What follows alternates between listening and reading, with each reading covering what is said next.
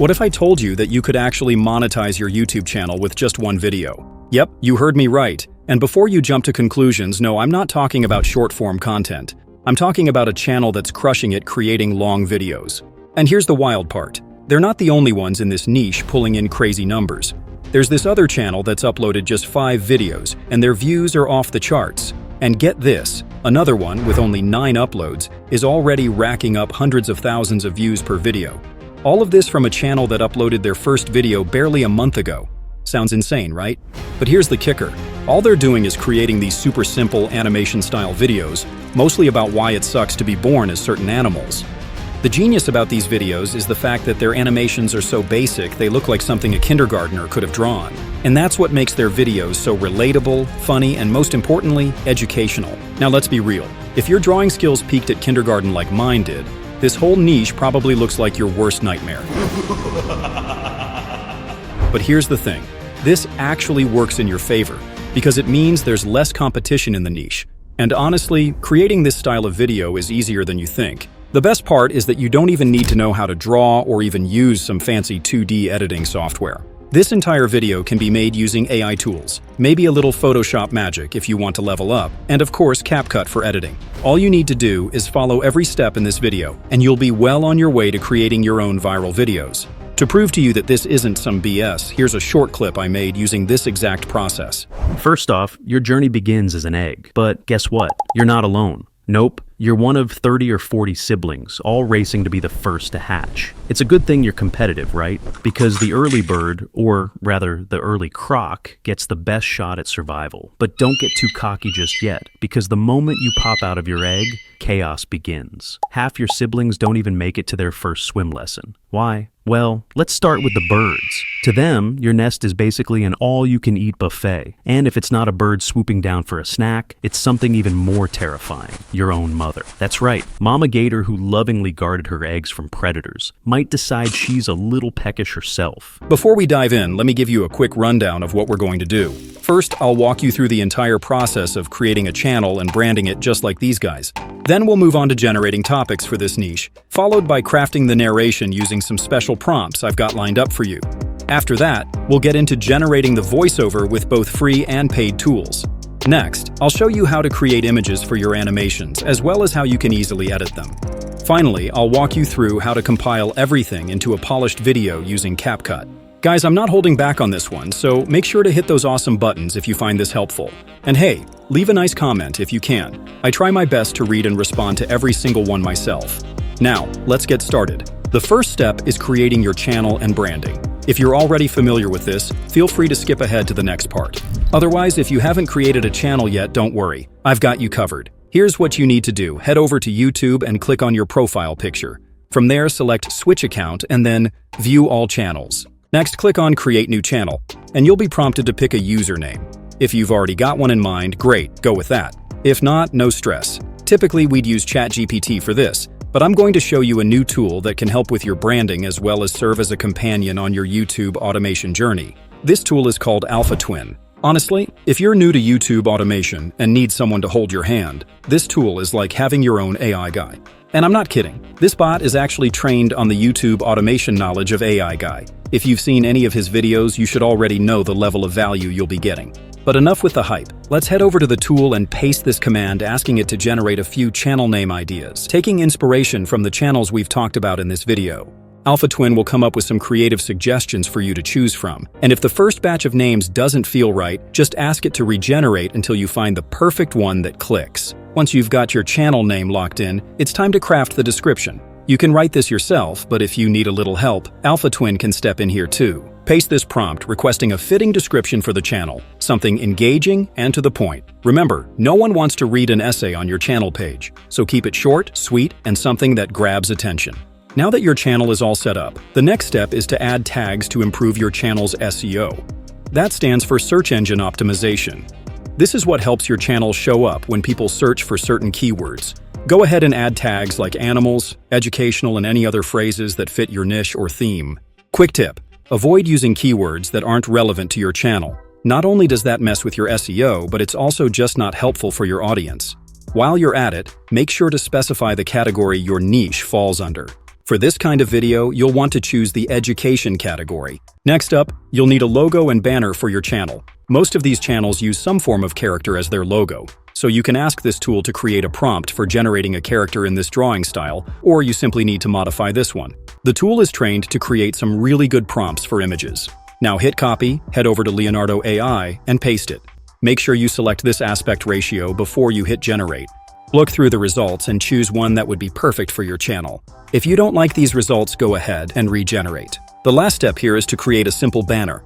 As you can see, this channel simply uses their full-length character for their banner. This is also why our logo was created in portrait format. Feel free to drop it on top of a banner-sized white background, but if you want something a bit more complex like this one, paste this prompt inside Leonardo AI and make sure the aspect ratio is set to 16:9 before you generate the banner. These images look good, but if you want something a bit more customized, create the animals individually and arrange them on a white background inside a tool like Photoshop, Canva, or Photopea. Feel free to upload it to your channel once you're satisfied. Now let's move on to creating content. The first thing you need to do is to generate a topic. This is particularly easy for this style of content, but you can still use ChatGPT to generate them. All you have to do is simply head over to ChatGPT and paste this prompt. You can find this prompt, as well as every other prompt I'll be using in this video, inside a Google Doc on my Discord server. The link will be in the description and on my channel page. Now simply hit enter, and ChatGPT will generate a list of topics for you. As you can see from here, there are two popular title formats for this style of video. First, there's this one that starts with "Why it sucks to be born as an animal." Then there's this other one that starts with "Your life as." Feel free to choose the style you want to focus on for your videos. Once you've decided on the topic you want to go with, the next step is to create your script. Here is where you can run into a bit of a problem. The typical length for this style of video is more than 8 minutes. However, you'll notice that the narration ChatGPT gives is typically around 1,100 words, which isn't enough. You need a word count of about 2,000. But don't worry much about this, as I've created 3 separate prompts to help get the job done for you. All you have to do is head over to the Google Doc and copy this prompt. Now go back to ChatGPT and paste it here. You need to change this to the name of the animal you're targeting. Once you're done, go ahead and hit enter. As you can see, ChatGPT has created the first section of the narration. So head back to the Google Doc and copy the second prompt, paste it into ChatGPT, and once again replace this with the name of the animal. Now hit enter and repeat this for the last prompt. The only difference with the third prompt is that you won't need to replace anything. Simply hit enter to generate the last part of your narration. Just like that, your script is ready. The next step is to create the voiceover. Free users can use Clipchamp or any preferred text-to-speech generator, but if you're looking for the best on the market, 11 Labs is a great option. You need to find a good voice character, so head over to their voice library and look through their huge portfolio of voice characters. Once you've decided on one, just select it and paste your prompt. I recommend keeping each batch under 700 to avoid any weirdness in the voiceover. Now, hit generate and you're done. The next step is to create the images you'll be using for the story. Now you can use ChatGPT to generate image prompts, but I recommend going through the story yourself to better determine the kind of background and characters you'll need. Once that's done, you need to move on to actually generating the images. Feel free to use your favorite image generator, but I recommend Pixelman, which is free to use at the moment. Head over to their page and hit this button. As you can see, the interface is quite similar to other image generators. To get started, paste this prompt, which you'll find in the Google Doc. Make sure you include this command and the style of image you're going for. The first thing we'll be generating is the background. Then we'll move on to the characters for our story. Feel free to test out the available models here, but this Flux 1 model works perfectly for this style of image. Now select the aspect ratio that you're going for. Choose 9:16 if you want to try creating shorts, but for this style of video, you can choose 16:9. You can also choose the number of images per generation here and go ahead with the image generation. These images look great, so feel free to generate a few more. Next, I'm going to create the egg, so I'll paste the same prompt and simply modify it to make it an egg with a simple background. This way, it'll be easier to remove it. These images are perfect for what we want, so we can definitely use them.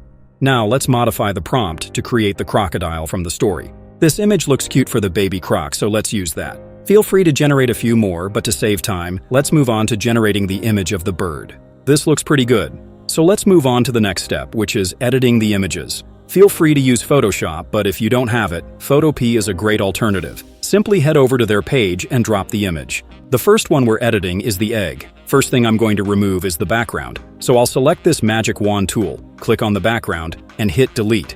If you face this issue where the color of the egg has been erased, just press Ctrl-Z to undo, then Ctrl-D to deselect. Now decrease the tolerance level from here and click the background once again. As you can see, only the background has been selected, so hit the delete button to remove it.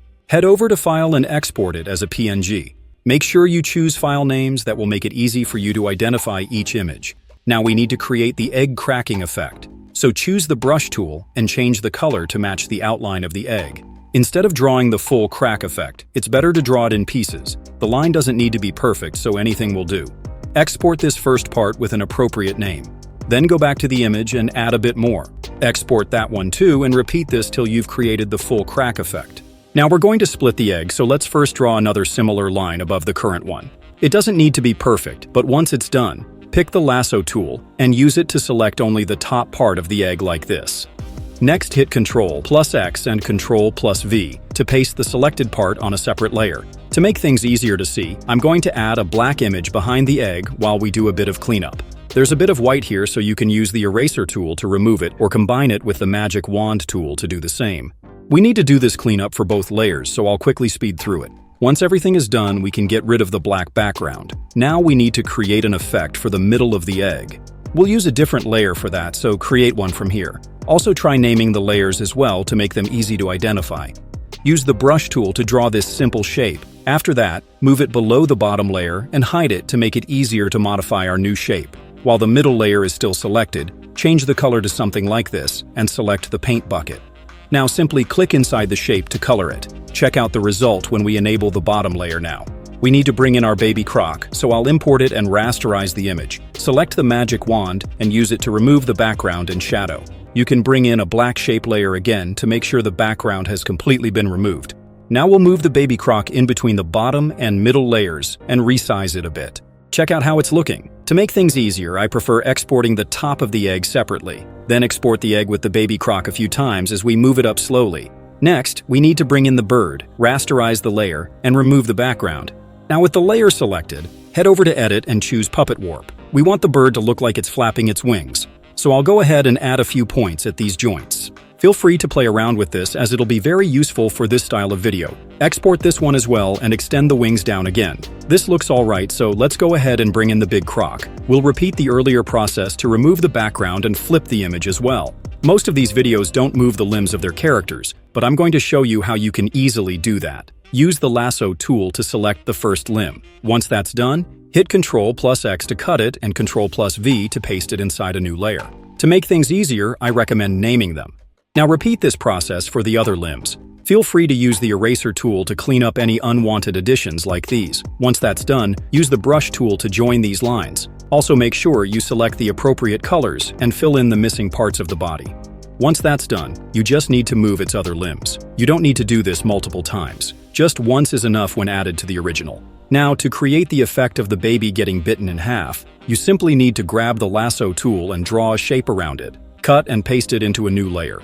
Next, choose the red color and use the brush tool to draw a few shapes around the edges. It doesn't need to be perfect, as you can see from my poor attempt at drawing. Repeat this for the other half as well, and export. Now the last image we're going to edit is Mama Croc opening its mouth wide.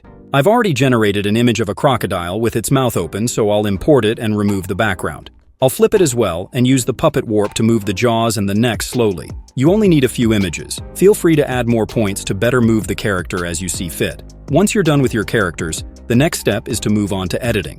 CapCut works perfectly, but feel free to choose your preferred video editor. Before we do that though, there's one thing I personally like to do. Most people prefer increasing the resolution of their videos after they're done, but that usually requires some form of paid subscription. But this niche is quite different since we're only going to be using images. So we can increase the quality of the images before we move on to editing. The tool I recommend for this is Upscale with a Y. It's free to install on your computer and works for both Windows and Mac. Once it's installed, you simply need to check Batch Upscale and select the folder that contains your files.